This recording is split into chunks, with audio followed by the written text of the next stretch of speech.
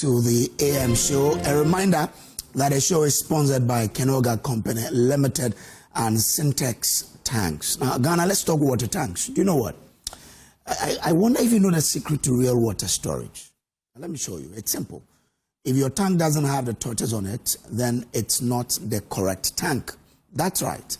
The tortoise tank, Syntex tank, is a champion of water tanks. It is strong, durable, and built to handle our Ghanaian weather. So come rain or shine, Syntex tank has got your back.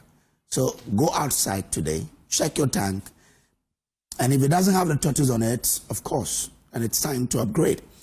Join the Syntex family today and enjoy water storage that's tough like a tortoise. Call 0244-335168, 0244-335168 to buy now or find one of our 400 agents across the country. You can also shop online today at syntexgh.com. Syntex tank, strong, tough. Well, let's welcome our guest on the news review today. Today is going to be all men affair. You'd have to pardon us today. Now, Prof. Isaac Body is Dean, Accounting and Finance of the UPSA. Prof, good morning to you. We've also been joined by Andrew Appiah-Dankwa, a lawyer and spokesperson for Movement for Change, Afafronto. Good morning. Good morning. Everything good? Yeah, I'm doing great yourself. Yeah, I'm well. And then we have coming Kruma Tio. Just this week, was it last week? We celebrated a birthday. Yes. That was this week, right? Yes. On Sunday. Monday. Yes. Yeah. Okay. So it was on Sunday, and then we did a holiday on Monday of his godfather, Kari Krowoto, the General Secretary of CPP, and also a lawyer as well. Good morning to you. Good morning. Welcome, brother. Well, before we delve into the papers, let's probably I'll give you a minute each. We don't want to spend much time on it. Give us your reflections, and then we'll delve into the papers.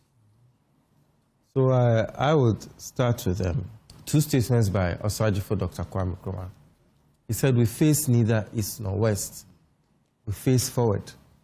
And he also said that we are not only fighting for ourselves, but for the whole of humanity. You can draw parallels with what he said and the historic speech at the United Nations 80th General Assembly by His Excellency John Dramani Mahama. I listened to the speech, and it is indeed very inspiring because being who we are, it is sometimes difficult to tell the truth to power. At the same time, it is difficult to maintain your non-aligned stance. But he did a perfect balancing act, and I think he has ignited a fire in the whole of humanity, both the developed countries and the developing countries, that we should not stand aside for certain things to be happening. Because in the short run, it may benefit some countries, but in the long run, it is our descendants who will suffer.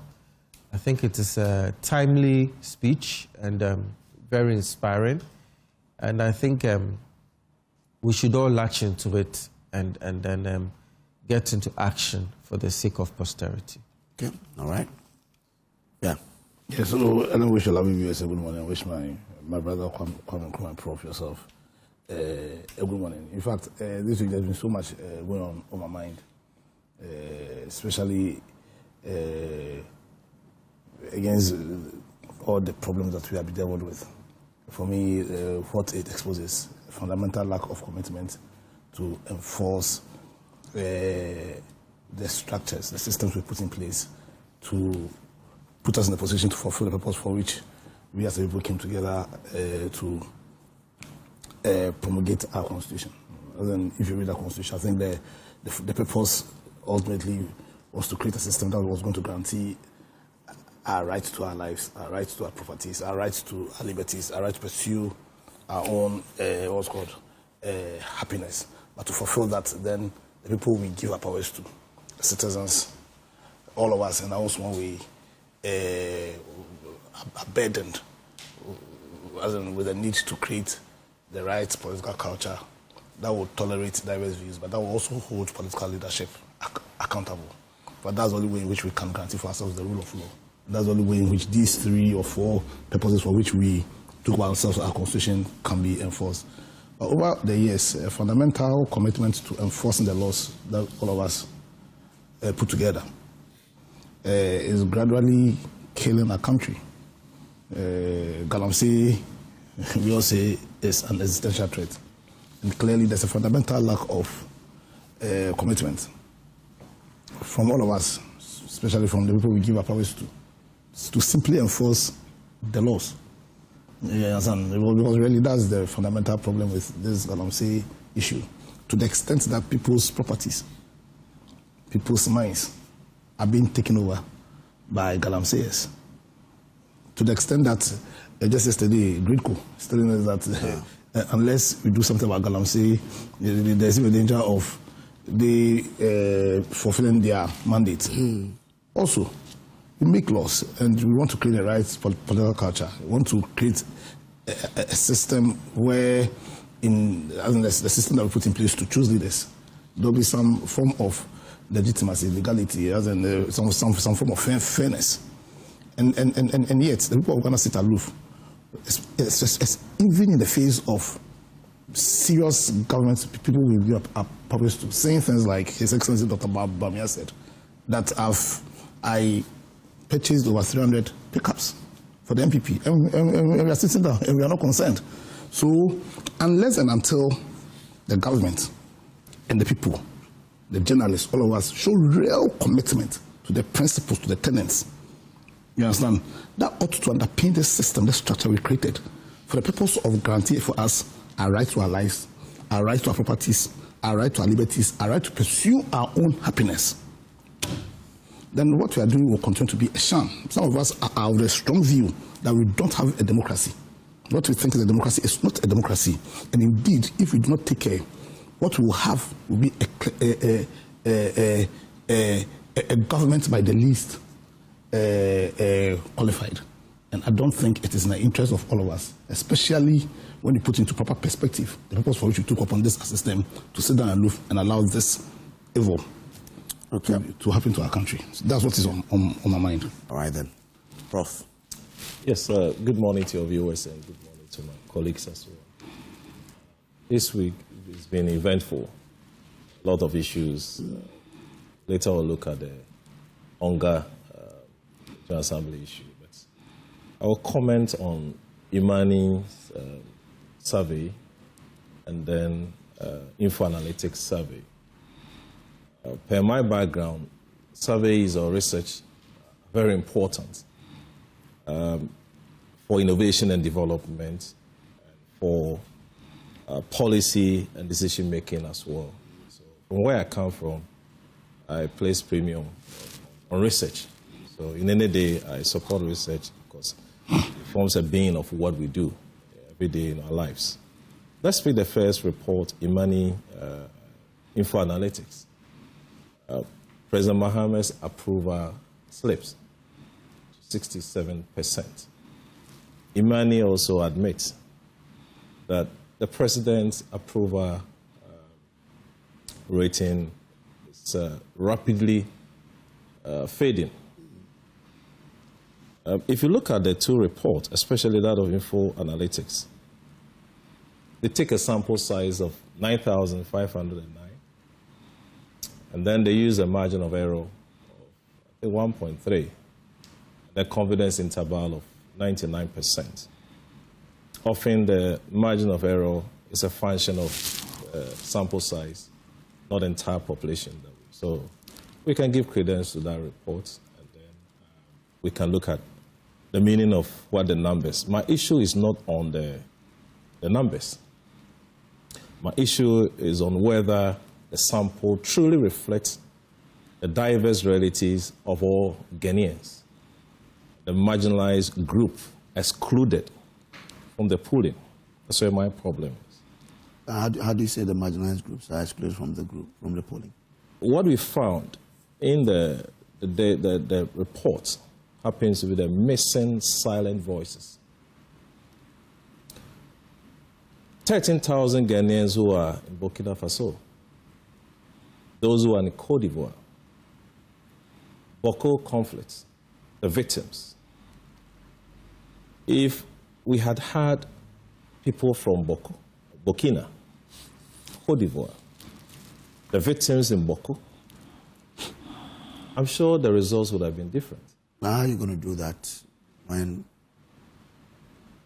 Would they even, be willing to say, we're going to speak to you when in their circumstance, they will not probably be thinking about pulling or something, whatever? That is why we have the rating an issue. Because they are all part of Ghanaians, part of the system. And he used a survey. Some were paused. Some had to respond. So RPP, we came out to say that if those people had had the opportunity of responding to the questionnaire, to the survey, maybe the ratings would have differed. Isn't that why we have sampling? You probably understand it. Yeah, we do. We do. But in sampling, others have also gone beyond Cote d'Ivoire to interview them. Okay. Others have gone to Burkina Faso to interview them. So it adds to the body of work. Exactly. And we also expect a similar thing to have been done. And the rating probably would have differed. Okay. So what is the outcome of that work, or they are yet to come out with their findings? Oh, they are yet to come out with their findings. Okay, yeah. We wait for them. But let me come to you, doctors, lawyers. Do you belong to the Ghana Law Society or the Ghana Bar Association? The two of you. Where do you belong? Interesting question. Well, I've always been a member of the Ghana Bar Association. Okay. And I believe my brother is also the Ghana. You also GB. In fact, I didn't know that there was. You said Ghana what? Ghana Law Society. Okay. Oh yes. Oh, yeah. The people who have sued, they've filed a writ at the Supreme Court yes. for a reinterpretation of the constitutional provision. They are saying that the Bar Association, the Constitution, does not necessarily refer to the current Bar Association that these guys are members of. Oh, yeah, we have a common teacher. No, I'm talking about that. We're also common lawyers. We're common. We're all common. And yesterday, they paid a courtesy call on the acting Chief Justice, who was saying that, well, they should apply for a license from the Ghana Legal Council. Yeah. And a lot of the lawyers have taken, okay, I spoke to just one, he's taking a lot of issues with that, but I don't know what you do make of it.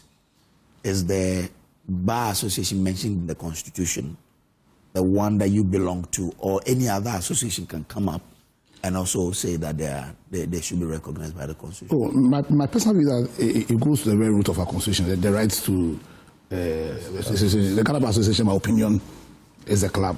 Is a club whose members are lawyers per se. Yes, I think there was a case, not Wardview. Yes. Came up with his own, went to court, and yeah. So my personal view is that. Yeah. So a lawyer told me yesterday that something like that came up, but I didn't succeed. This is not the first. Oh, not succeed. He went to court, and the court held for them. My personal view is that the Ghana Bar Association is a club. That's my view. A club of lawyers, and if some lawyers feel that they want to also have their own association, their own rules, in my opinion, nothing should stop them from having. That's my personal opinion. Okay, so you don't find the meeting with the CJ, who we understand is going to empanel the judges to sit on that particular case, wrong? Because yesterday some lawyers ethical. In terms of what's going on, there'll be real sense of bias. Exactly. Yesterday. Well, I get their point, because you see, like we all say, justice must not only be done; it must manifestly be seen what's got to be done. But the CJ is also the head of the General Legal Council, not so. Yes. The CJ is also the head of the General Legal Council. So, but having said that, I tend to side with the view that says that what's called Davis in the CJ gives a certain impression. You understand? So, but apart from that, my personal view is and has always been that this issue goes to the very foundation of our Constitution, our rights to associate with the good that we want. And my view is that Ghana Bar Association is a club. Yeah, but Papa is a fact. I get it. I'm just waiting. There should not be any obligation on anybody. Yeah. I can't just wait to see in the future when GBA and whatever law association that will come up, the contrasting views they will have on issues. But it'll be interesting to see. And also, we have to look at the acting Chief Justice's statement in context. The statement was not supporting them in any way. He, even before he became acting Chief Justice, has been on the General Legal Council for a long time. He's very committed to discipline within the bar. And what he said is, to us, it means you must have a certificate from the General Legal Council. So when you say that you are going to make a representation to the General Legal Council for recognition and licensing, it will be in the right direction. Because all that you are interested in at the General Legal Council is that you will possess your license. Because if you act in any way as a legal club without the necessary license, you will fall foul of the General Legal Council. So his was an admonition that adhere to the laws. But doesn't that also go to the core of the writ at the Supreme Court, saying that the Bar Association in its current form cannot be the one the Constitution is referring to?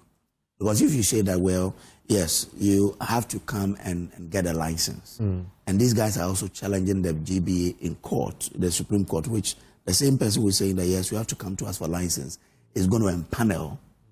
Then people will raise eyebrows, say, but you're going to sit on this matter. If before you even sit on the case, you are saying that, yeah, you have to come for license, and that will mean that you're taking a certain kind of position on this case, not so? No, not necessarily, because having the license gives you the license to operate as a lawyers' club. Even the various political parties, the CPP, for example, we have the Constitution and Legal Affairs Committee, of which I've been the secretary for many years, which consists of the lawyers within the CPP. I know NDC too has the NDC lawyers. Don't look at me. Sorry? So the movement also has him. Sorry? So the movement also has they also have something.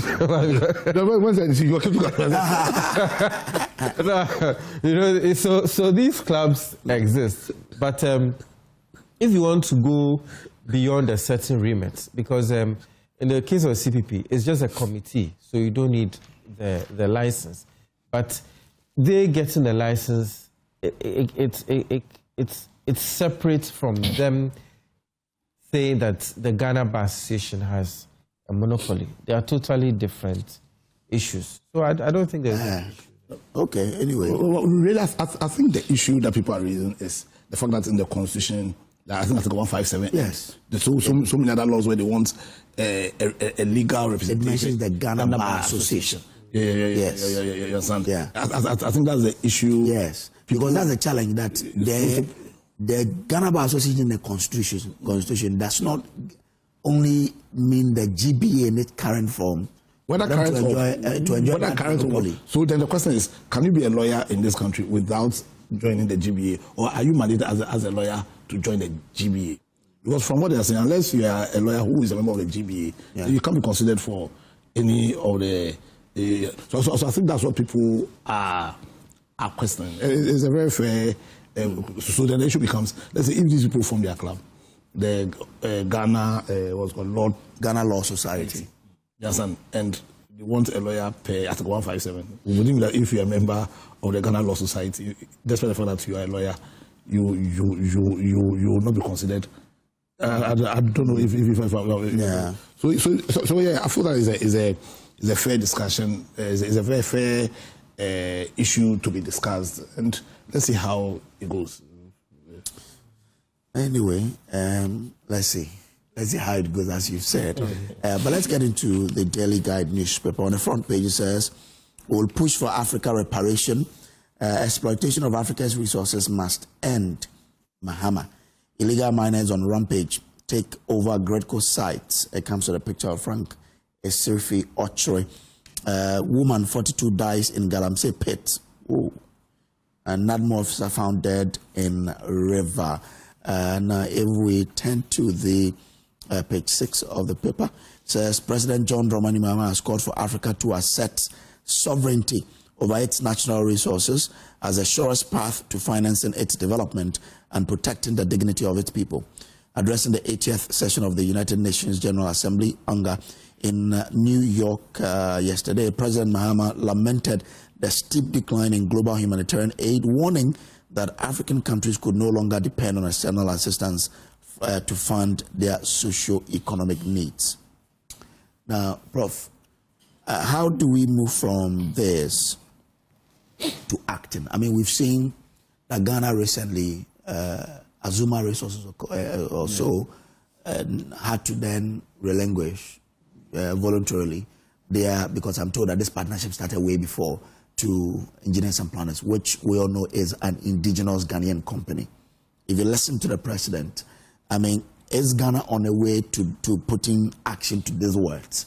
And how do we ensure that we sustain this? Well, I think it's on the President Mahama's speech, the 80th section of the United Nations General Assembly. And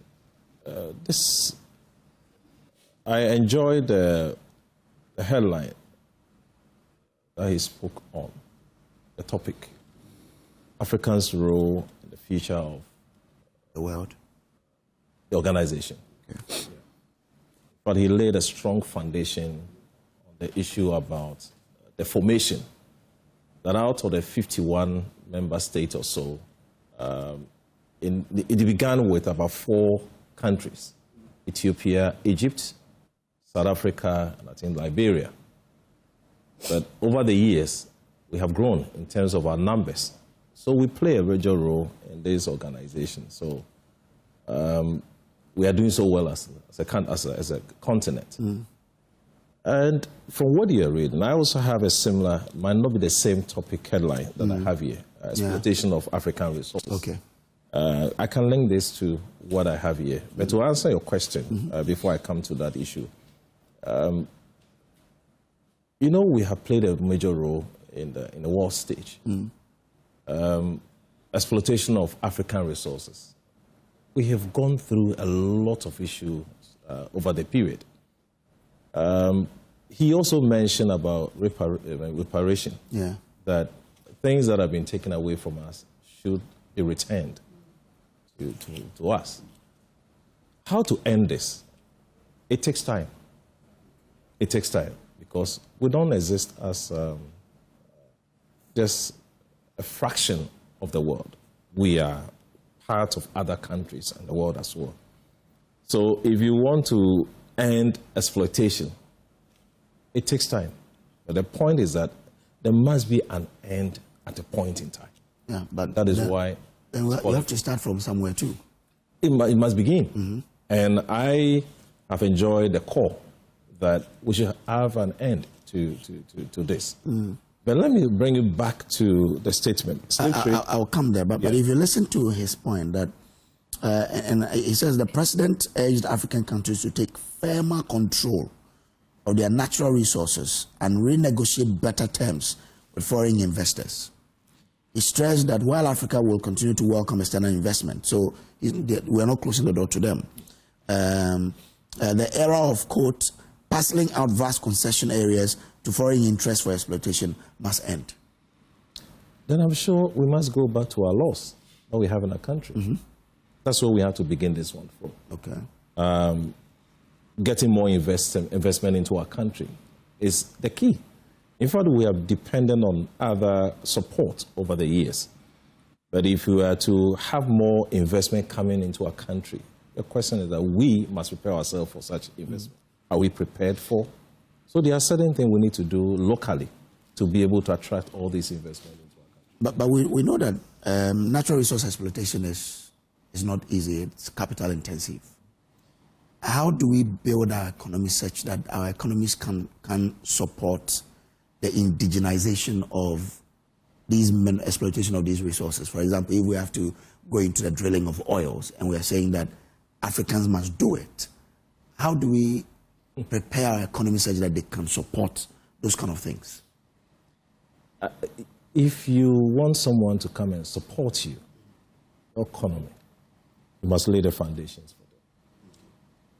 Which foundations have you prepared for them to come and support us? We can't get this equipment on our own. Of course, we bring them from other foreign countries. Yes. Giving concessions, giving lands. It didn't start today, years ago. My challenge is that those laws that we have must be looked at again, especially concessions. We've now sent our ally to Parliament for approval. Trying to stop issuance of other lances. These are some of the things that locally we can also do to prevent some of this. Mm-hmm. Yeah, but exploitation of African resources did not start today. Yes. There must be an end to this. But they keep exploiting our resources. How do we get our financial system? I ask it because the capital requirement of operating a mine, operating an offshore drilling, it's huge. If we say that we're looking at our current financial system, can it support it? If it can't, what must we do? Must it be government support? Must it be all Africans coming together to establish sort of an African bank that can really support, give a financial muscle to Africans to then own these assets? If you look at the various financial positions of various banks in Ghana, if they don't have a synergy, it will be difficult to support even one oil company, the tallow and the rest. So sometimes, to go beyond that, there should be a synergy. There should be the PPA agreement, the private partnership as well. If you're able to pull all the resources, because one bank cannot support one oil company, like tallow. No, banks must come together. If we are unable to do that, then there's another route of using the PPA agreement to also do that. And I'm sure that's the best approach if we want to have resources. We cannot, as a country, do things. Because resources-wise, we are not there yet. We cannot shut our doors as well to other foreign investors who want to come in. And that is one of the things that we have to consider, prepare the grounds for them, and then they can also come in and help us. Okay. But before I even end on that, I'm interested in the quote of the president when he talked about the slave trade must be recognized as a worst crime against humanity. I'm sure that links into this, if you permit me to do that. Let's finish that. I'll come back to you so you take this. Lord Dankwa, I saw you nodding your head when he was speaking. Where do we start from, really, so that we get it right and not start on a wrong note? So I think, because this is good that we own some of these things, but it has to be done right. No, I think your question is excellent. And I think government must deliberately build the capacity of local businessmen. Yes, I don't know, there are so many examples in history of how all the so-called powerful economies, the USA, the Singapores, how all of them, and up to the smallest letter, all of them build their economies on the back of their governments deliberately supporting small and medium-scale enterprises in terms of their capacity, in terms of their technical capacity, but also in terms of their financial capacity. You understand? And it must be deliberate. You see, in any economy, the role government plays is in terms of the fiscal and the monetary. So government through policy can find a way of building these. In fact, last year when you listened to His Excellency, Dr. Bawumia, I said last 2 years when he gave that speech at UPSA, when he was launching his campaign, I think in his paragraph 65 or so, he spoke about the biggest problem, about the fact that he was tasked to solve the underlying problems that our economy was bedeviled with. And in his opinion, that the biggest problem was the size of our informal sector. We also know that the SMEs, that I'm saying that the government needs to help. You understand? The government can can use incentives and to get this large informal sector to be formalized. For instance, let's say government does what we call, let's say, a government loan guarantee scheme, and says that if you are SME, I'm giving you, I've posted a loan guarantee scheme with Bank of Ghana and the banks, and that if you are formalized, if you have the right structures, government is going to support you. You understand? How many of these informal companies, because they are informal because they are not registered, they don't have structures, would quickly not want to be formalized? You understand? Because when you take the case of the USA, after the Second World War, you know, the Second World War came on the back of the Great Depression. So for close to 20 years, the economy tanked. Now, how did they manage to turn around the economy to the extent that the 50s and 60s are known as the baby boom, where there was massive prosperity in the US? It was through a law, the Small Business Act, led and passed by a soldier, Dwight Eisenhower. Okay. That created the small business agencies in the US. So when you go to the US, every small district, there's a small business agency, where in fact, even Ghanaian immigrants who have relocated to the US, who want to do business, have benefited from, and they are now millionaires. In fact, an argument can be made that the strength of the US economy, when you take away all the things that happened in the 19th century, the slavery, but post the Second World War, was as a result of that one single policy passed in the 50s. You understand? So, you know, during Nana Akufo-Addo's time, they started this business resource centers across the districts. That and the essence was to give what's called that kind of capacity building. In fact, it was a policy-led, supported everything by Alan Chimanten. You understand? Now, unless Ghana deliberately, and it must be deliberate and intentional, finds a way of deliberately building Ghanaian SMEs, you understand, then we will not have the capacity to compete with the international players to the extent of Ghanaians then being the driving force of our desire to take control. Like Ichapo said, the commanding heights of our natural resources. Because it boils down to money. Yeah. Also, government must deliberately find a way of building our intermediary system. When I say the intermediary, I mean the banks, the insurance companies, venture capital. Very critical. It must be deliberate. So for me, I think it can be done, but it will need a deliberate. So we talk. This one I was listening to Joy, and I heard one of was it Winston talk about we eat with our mouth. I agree with him 100%. We will do this. Oh, tomorrow we'll do this. Oh, also I'm going to read land. Oh, tomorrow I'll read it this way. The next day I'll read it that way. And we are we're still at So your question, the reason your question is excellent is because we need to start this conversation. So we are talking about so many things, but we need to start a conversation about government deliberately building the capacity of Ghanaian enterprises. Because that's the only way we can take control of. Otherwise, so we will talk about FDIs, they come, yes, but capital flight and all the other issues. You see, clearly they're just in here, take the money and go to their country. But it will happen because we do not have the capacity, and government has failed to build the capacity of Ghanaians who want to, in fact, I dare say, in this country, they punish people for even attempting to do what's good. You go to, and let me give you a typical example. So we have the Forestry Commission, whose mandate is to manage all our forestry, and underneath it we have the TIDD, we have the Forestry Service Division. Their service division, their job is to facilitate, enhance timber business. You get a picture. In Ghana right now, most of the timber around are owned by private people. But it is right that when you want to exploit it, at least there must be some system that will regulate you, and that is FSD.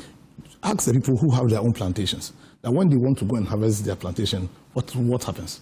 Their own plantation. The system itself stifles you. I'm telling you. Yeah, in fact, The system itself stifles you. It stifles you. So when you've invested your resources to plant trees, then the system that is meant to facilitate to the benefit of every single Ghanaian. Because the mind is, sometimes I think it's that the businessman. No, but government takes taxes, you create jobs. Because this Galamsey issue that we're having, people are making arguments which I don't agree with at all, about the, what's called, the livelihood issue. That's no.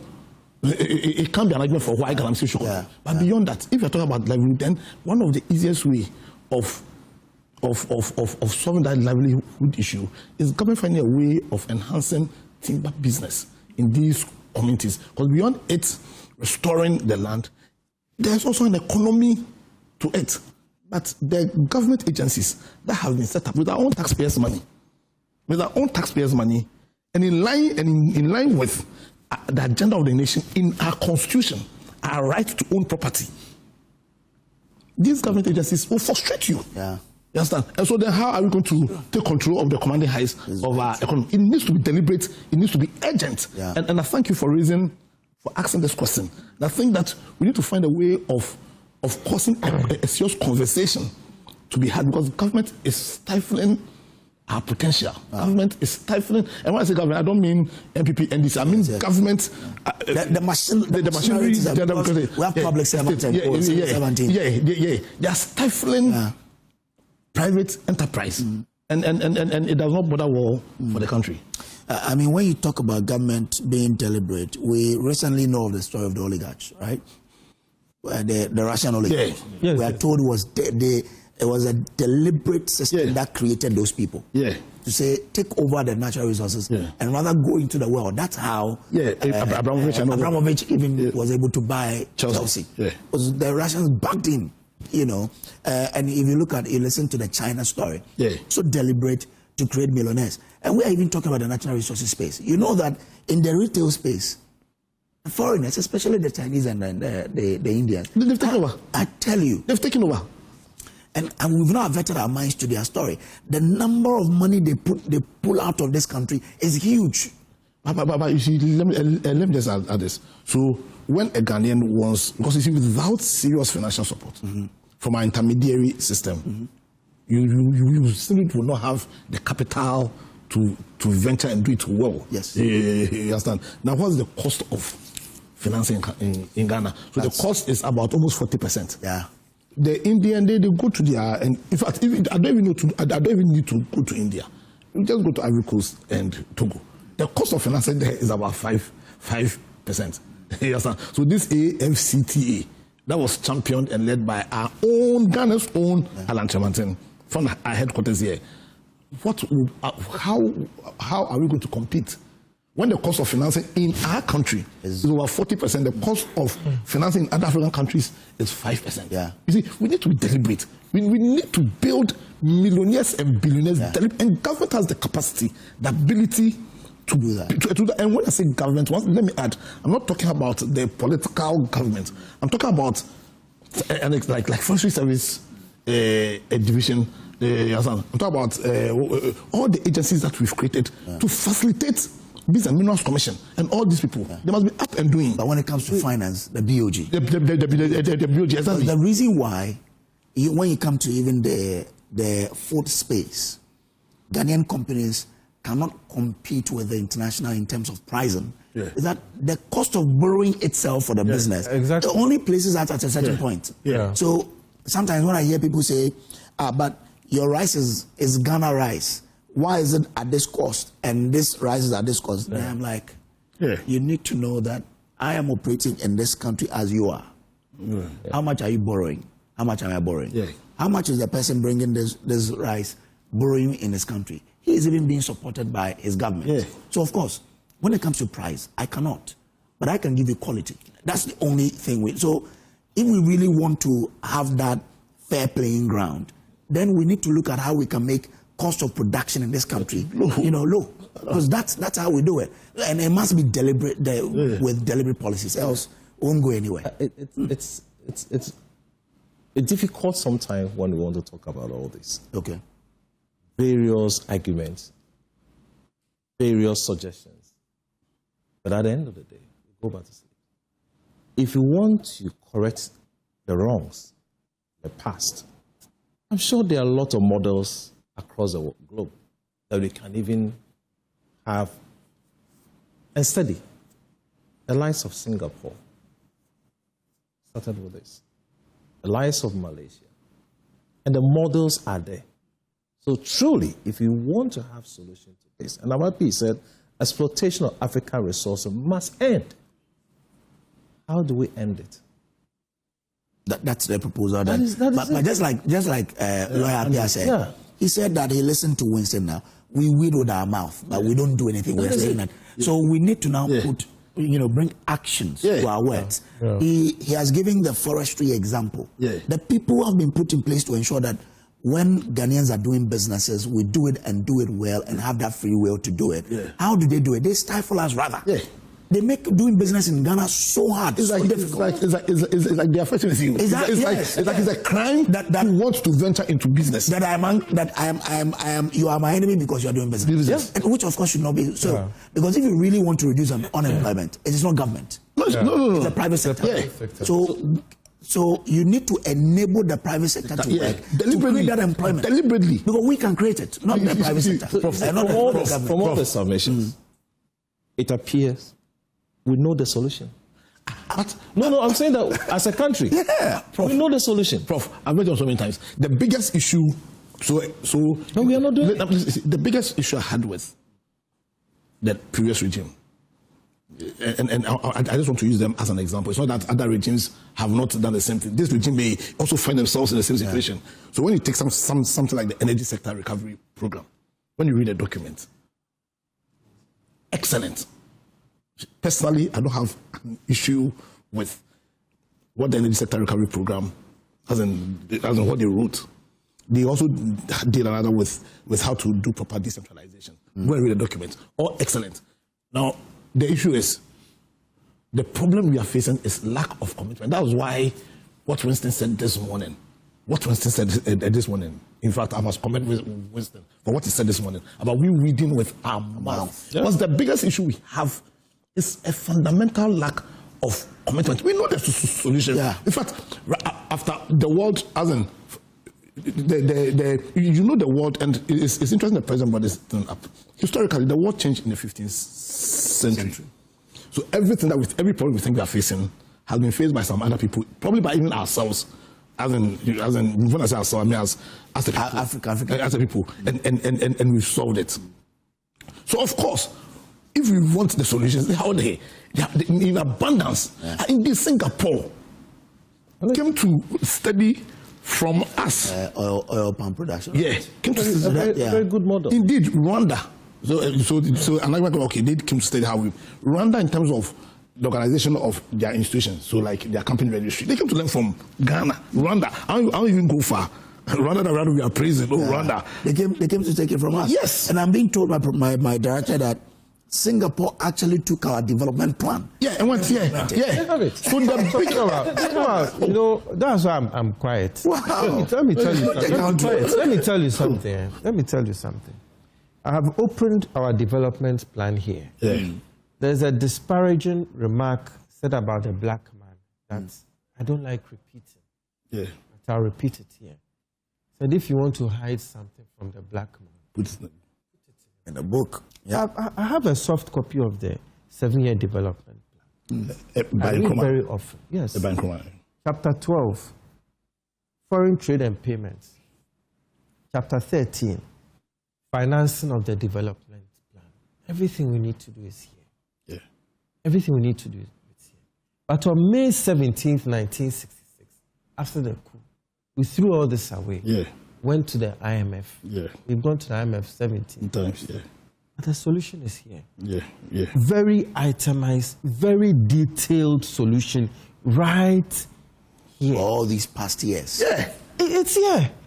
It's here. I've opened it here. Chapter 12 and chapter 13. Foreign trade and payments. Financing of the plan. Why don't we go back to this? It's enumerated here. Bank of Ghana, commercial banks, NIB, insurance and pension funds, source of funds, internal contribution to Ghana's development. We also have external contribution. You see, your economy has to be strong in itself in order to be able to benefit from external sources. We built the Akosombo Dam. We had some assistance from the West. Yeah. But we got that assistance in a strong position. What did we give up for that? You understand me? The solution is here. You see, but as my brother said, we weed with our mouth. We tend to panic, and then, hey, we are failing. Let's clutch at the straws. Now we've clutched at the straws for the 17th time. I was listening to an interview by this revered commentator and CEO of Delex Finance, Mr. Joe Jackson, who said that South Korea has also been to the IMF 17 times. However, anytime they go to the IMF, they come back stronger. We come back weaker. The fiscal discipline is missing. We panic and we just flail all around like a drowning person. There's nothing wrong with fiscal discipline. You see, we have to do it for the sake of posterity. And he also proposed some solutions, including the 24-hour economy. We have the chance to exercise this fiscal discipline and at the same time sacrifice our time and resources for the sake of posterity. But it is difficult for us to do. We feel that why should we suffer for future generations? But one generation has to pay the price. Yes. One generation has to pay the price. And let us pay that price. Let us pay that price. And know that one day somebody else will enjoy. We may not enjoy. Your own children will enjoy. Our children will enjoy. Let us do it with a united front. I mean, bygones are bygones. It hurts me to bring up the coup makers from the 1960s because we are all related. The funny thing is that some of the children of the coup makers married some of my relatives. So sometimes we meet and we are like, it is your people who cause this problem. It's like, well, I'm related to you also. So you see, so we are brothers and sisters. Let's put aside that acrimony. Let us unite for the sake of our children. But you see, until we learn to put action to words, until we learn to implement the beautiful policies we have sitting in books in this country, we'll not go anywhere. Because like you said, the solution is there. When you go to prof school right now, students have done beautiful researches. Where are they? They are sitting in shelves. Doing nothing. They are gathering that. They should even be published. You know, so we learn to act. And also, under something that we over-personalize things here in terms of our politics. You see, politics is a debate of ideas. It's not about a human being. And so, like, because this policy is a criminal policy, it was thrown away. And over the years, we found cases of government coming and without interrogating the strength of policies. So, like, this government has come and they've thrown away the 1D1F without interrogating. Exactly. You understand? Exactly. Which is something I protested right on this show, that you can build on the 1D1F. And so many other policies. Because if we are saying that the issue largely is about lack of commitment and not about the strength or not of the policies. You understand? Then this, I've come, so I'm throwing this away. I've come to reintroduce. Throwing up the 1D1F was a big mistake. You understand? So let's stop this. Like, and come here, fantastic. I stand with you on all forces. This, you are CPP, you are NDC, you are, it's meaningless. At the end of the day, we are Ghanaians. We are Ghanaians. And then we claim that we form political parties because we want to forge that one Ghana agenda. You understand? Why should where the idea is coming from be a reason for implement? So my brother Boidi here, we are not in the same party. Boidi is a very smart guy. He brings an idea because it's coming from Mr. Prof. Boidi. We won't implement it. No. Okay. If we don't even discuss any topic, this, I don't know where you got this question from. but Well, quite insightful. Yes, the Holy Spirit. Yes, I don't know. The Holy- You see, we have become victims of our own woes as we sit here again. Yeah. I chanced on a book on African Watch, and it was a statement by Adichum, one of the presidential candidates, the MPP. He asked a question, very interesting question.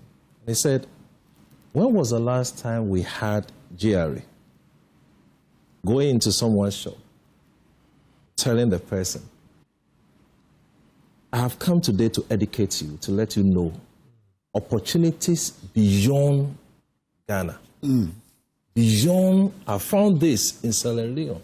I found business opportunities. Rather, when they fail to pay their taxes, they lock their shops. And even tell the person why he has to pay the tax. Because some people just open their eyes to the opportunities available to them when they pay their taxes, and they will. But we don't do that. We'd rather shut you down. Yeah. And Quick. it's like a crime to form your own business. So how do you get the basis prepared for these investors to come in? It's difficult. So I think it's a conversation that must not end. Yeah. Even if we don't discuss things beyond it, I'm sure it's enough for the day. But we still can go through. There was a book I read by an American millionaire, and he made a point about the fact that governments are the ones with opportunities to create millionaires. Yeah. Because for a government, when a government decides to say, I'm going to make you Dankwa rich, all the government needs to do is to say, I've given you this contract. Exactly. This is the money. Just go and make sure you deliver the service. What you make on it is your money. Yeah. Yeah. And my director just whispered that government is the largest spender, and it's true. Yeah. So government is the one which can decide to say, I am moving from just talk to ensuring that we become actors. Yeah. So Dankwa has raised an issue about how the Forestry Commission is not really helping the timber industry. And when I was growing up, the timber industry was so huge then than it is today. Yeah. Why is it that case? Yeah. Because certain things have happened that didn't help the industry. Certain industries have collapsed. There was a man I knew in Takrade. I'm sure he's watching us now. He got all his wealth from the timber industry. Power grant, they suppose. Exactly. Power grant, Exactly. Power grant was a timber merchant. You know, so government needs to know that the lot of the talk with that action will not help all of us. Let's start from somewhere. We even have Boachim Address And the beauty from the 60s. Yeah. From the 60s. I mean, he was helped. The state created an enabling environment for people like him to thrive through his mattress business, and many people benefited. And the beauty about the timber thing is that it is renewable. Gold, what we are chasing is swollen. It's not gold. When you take that so that we are swollen, rather the akontumre, I like kontumre, the mercury in kontumre alone. I was so sad. Now, if we just shifted a bit of the focus on timber, because that is renewable. Yeah. That is renewable. You understand? But I'm telling you, they're stifling business, timber business in this country. So government must look at that and say, what can we do right? For example, if someone is in a business, and let me use there's a group called the Microcredit Association in Ghana. What they do is that if they see that you are operating a business and you're not registered, they come to you and try to bring you under the umbrella and regularize you. I think that should be the approach. Yeah. So if you see someone doing a business and the person needs help to regularize, to pay taxes, to pay SNET, go to the person and help the person do it. Because at the end of the day, the money comes to government, it generates revenue, right? Yeah. There shouldn't be any interest in saying, I'm going to collapse you, because then there are 3, 4 people, 5 that have been employed. You collapse that business. What do you get? So government needs to really look at approaches and say, let's rethink. Let's go back and start afresh. People have done it. Singapore, they did it with our blueprint. Rwanda, you mentioned, did it with our blueprint. Why are we the ones rather suffering? I know the interesting thing, and they're not thinking about it. You know that when every company declares profit, government automatically has 25% stake in that profit. Any company in this country that declares profit, and must give government, I think, 25%. So that what it means is that if you have more companies that are very profitable, that are doing well, government has a fourth revenue, a fourth share. So indeed, it is in the interest of government to see its businesses thrive. It's in there. Because you see, when you talk about all economic problems and you want to bring it down, our biggest issue are one, lack of revenue mobilization, lack of foreign exchange. It was called inflows. So we have the prof here. We have a problem with revenue mobilization. Yeah. We have a problem with exchange rate inflows. If you don't mobilize revenue, and how do you mobilize the revenues? It's not revenue. It's not like leaves on the trees. And that you plumb. That you plumb. Oh. It's the businesses that will generate for you. Yeah. And so if that's how you are going to make the chunk of your money, and if you're a sensible government, what would you do? You ask a primary policy, deliberately build businesses. Because that's how you are going to make your money. Yeah. To undertake all the but you are there stifling the businesses, and then you could, every instance you run to, and if they give you some small money, throw some small money. So wouldn't the biggest opponent against us realizing all of this be corruption? But for corruption, won't we realize all of this? If someone thinks that, well, I can take, say, $100,000 from someone and stifle the growth of probably businesses in Ghana, the person will take it and rather stifle the growth. I think the biggest problem is the mindset. The mindset. Because the governments, you see, what we do, as I said, we don't have a democracy. What we do is a power struggle. So they want the power and they want to control everybody. You understand? So they feel that if you need to region one as so that they can control you. So now they're flowing from that mindset thing will then bring the issue of the corruption, and so we need to understand that the power. Say we are struggling for power. No, you are struggling for that power to serve. It's a service. You understand? But immediately we stop seeing political power or the purpose of political power as a tool to serve, and rather see it as a power to be used to intimidate. And to propagate your personal, your parochial agenda. Then issues of and it even goes beyond corruption. I mean, when you think you are serving and you are constructing rules, all these crazy accidents and stuff, why would a politician take money and go to construct road and not construct the road? If your thinking is to save, as against power to lord, you understand? Then there'll be a burden on you to do the road so well that the mandate on you to protect our lives, because that's a mandate on you to guarantee, and that is not about, but that mandate that you are guaranteeing my life includes create a system where hospitals, so everything that you do, that will give me the quality of life you do, but the mindset is wrong.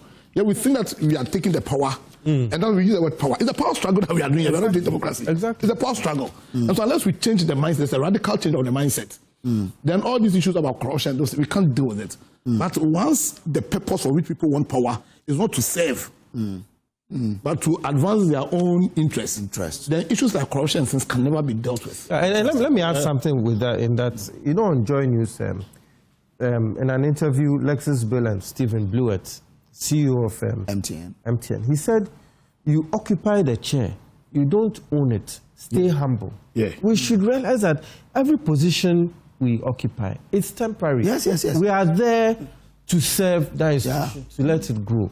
You are not there to lord it over. You see, I look at the success of MTN, the largest taxpayer in Ghana.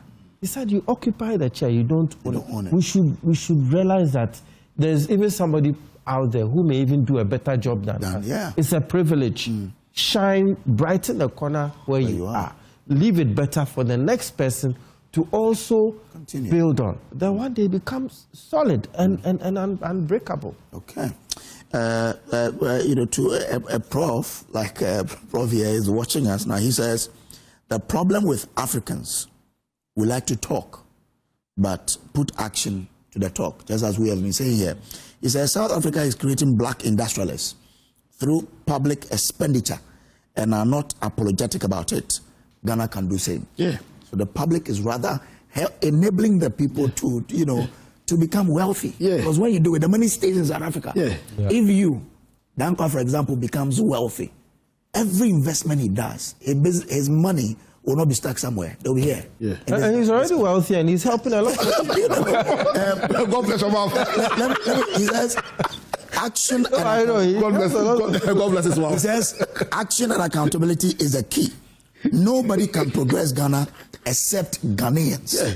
Then he says, fraud and corruption are both bad for society, but fraud is worse. Yeah. There is a difference. Yeah. It's very, That's very deep. Yeah. Very deep. Beyond the advice. I don't know if Prof wants me to mention his name, but Prof, you want me to put your name on there, you can tell me that.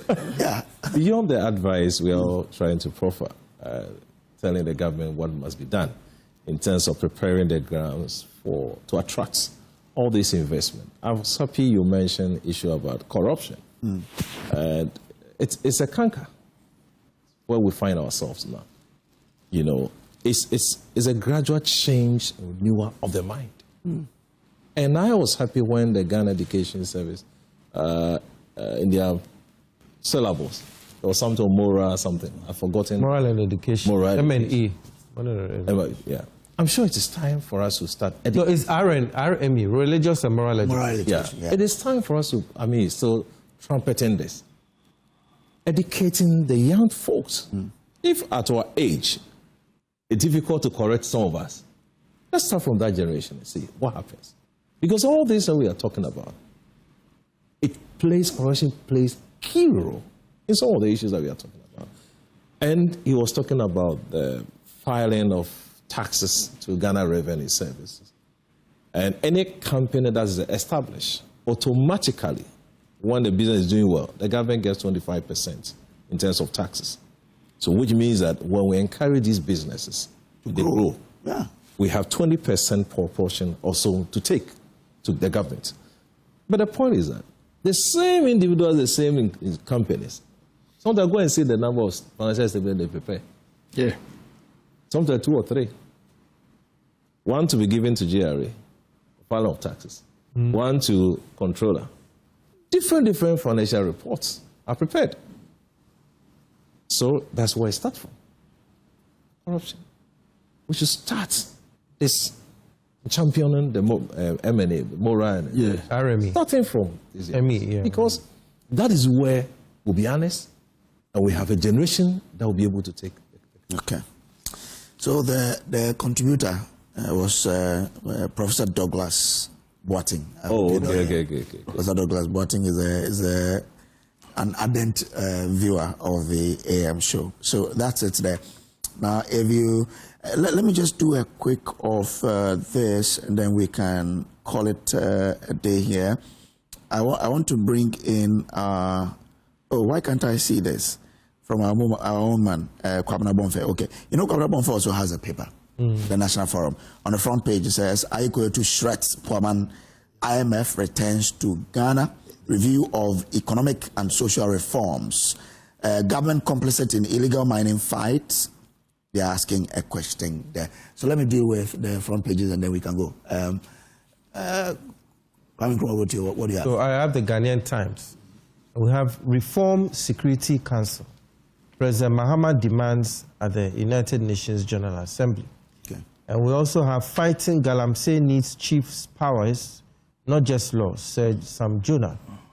We have Ghana launches National Energy Compact for Reliable Energy.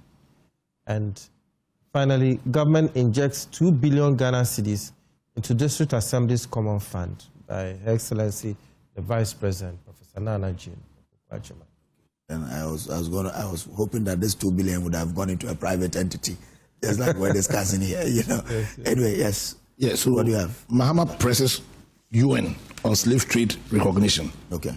Prof. Kwesi Yankah writes, farewell, River Yensu. That's that. Oh, farewell. You have to read it. You have to read it. I saw it here. So you want to read it? Oh, no. Auku rejects NLA misuse allegations. Yes, Prof. Because I have the Observer and then the BFT. What I have here is slave trade must be recognized as a worst crime against humanity. That's by our president. It's on page 2. And then education will be the cornerstone of my leadership. That's Dr. Adichum. Okay. And then we have one very interesting one, My presidency will pay you back. That's Brian Champon to MPP grassroots. Okay. The last one, conspiracy to jail Atoforson, Japan petition CID. That's on the page 3. But the last one is a very interesting one. ADB returns to profits in 2024 after 822 million loss. Yeah, all right. I'm sure. That is a good one. The News Center says impact sustainability key to project selection. MTN Foundation Chair. Access Bank Ghana appoint Pearl Nkrumah as new MD. President Mahama blames rich nations for migration crisis. And asthma petitions minister to strip Handa families Ghanaian citizenship. Embrace, invest in AI now or risk irrelevance in the digital revolution, Mopita says. The Ghanaian, the Insight, Mahama speaks on Palestine. China salutes SMG over successful National Congress, backs demand for reparations payment, and Ghana Law Society hails new judicial independence under Bafo Boni. Rescue Ghana Sports, Skillsman Tornado proposes collaboration of education and sports ministries, and Socialist Movement of Ghana strides forward from collectives to campaigns. We're wrapping. Let me just take your concluding remarks and then we'll go. Yes. Okay, so my my concluding remarks goes back to related to what I said at first. It's a timely reminder. Let's support His Excellency in his call for reparations. And if you allow me to go a bit non-political, since it's my concluding remark, there's a wonderful young lady who is 4 today.